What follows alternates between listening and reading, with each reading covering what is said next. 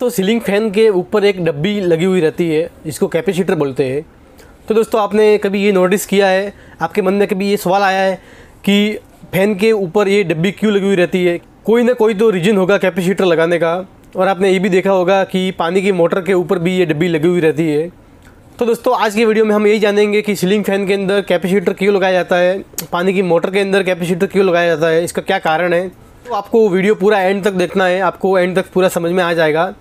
और वीडियो अच्छा लगे तो वीडियो को लाइक ज़रूर करना है और चैनल को सब्सक्राइब करके बेल आइकन को दबा दे ताकि आगे भी आपको ऐसी ही न्यू वीडियो की नोटिफिकेशन मिलती रहे। तो दोस्तों बात ये है कि घरों के अंदर सिंगल फेस की पावर सप्लाई आती है और अपनी पानी की मोटर और सीलिंग फ़ैन जो है वो सिंगल फेस पर ही काम करते हैं।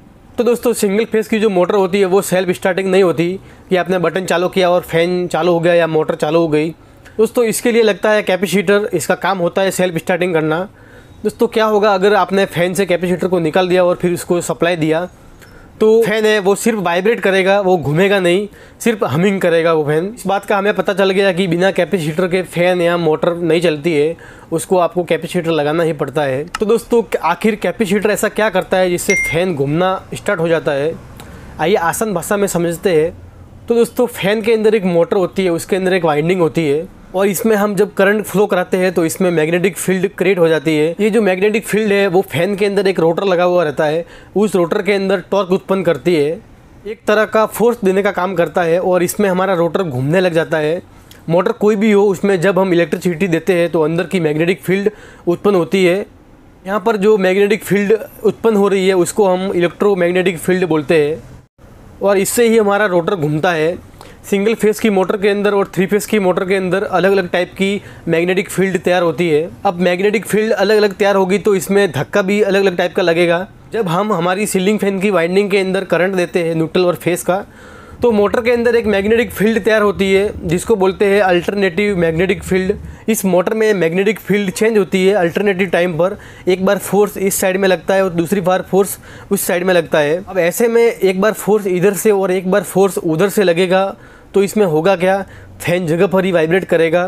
और हमने स्टार्टिंग में ही बोला था कि फ़ैन में कैपेसिटर को निकाल देंगे तो वो अपनी जगह पर हमिंग करेगा और वाइब्रेट करेगा। और इसी प्रॉब्लम से बचने के लिए फ़ैन में कैपेसिटर लगाया जाता है।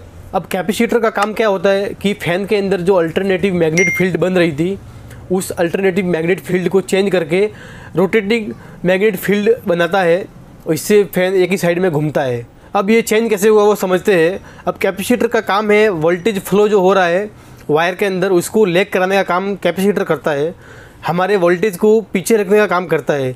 जिसकी वजह से होता क्या है कि हमारे फ़ैन के अंदर 2 वाइंडिंग होती है, एक तो है वोल्टेज जो रेगुलर टाइम पर जाता है और दूसरी वाइंडिंग होती है स्टार्टिंग वाइंडिंग जिसके अंदर हम कैपेसिटर लगाते हैं। इसमें वोल्टेज लेग करके जाता है, थोड़ा पीछे रहता है, जिसके कारण हमें अब अल्टरनेटिव मैग्नेटिक फील्ड नहीं रोटेटिंग मैग्नेटिक फील्ड प्राप्त होती है और इससे हमारी जो मोटर है वो सेल्फ स्टार्टिंग हो जाती है और फ़ैन एक ही साइड में घूमने लग जाता है। दोस्तों उम्मीद है आपको ये समझ में आया होगा कि फ़ैन के अंदर कैपेसिटर क्यों लगाते हैं और ये कैसे काम करता है। ये दोनों चीज़ें मैंने इस वीडियो में बताई है आपको। तो दोस्तों आज की वीडियो में इतना ही, मिलते हैं आपको नेक्स्ट वीडियो के अंदर। तब तक के लिए चैनल को सब्सक्राइब करके जरूर रखें, बेल आइकन को दबा दें ताकि आपको आगे भी ऐसे वीडियो की नोटिफिकेशन मिलती रहे।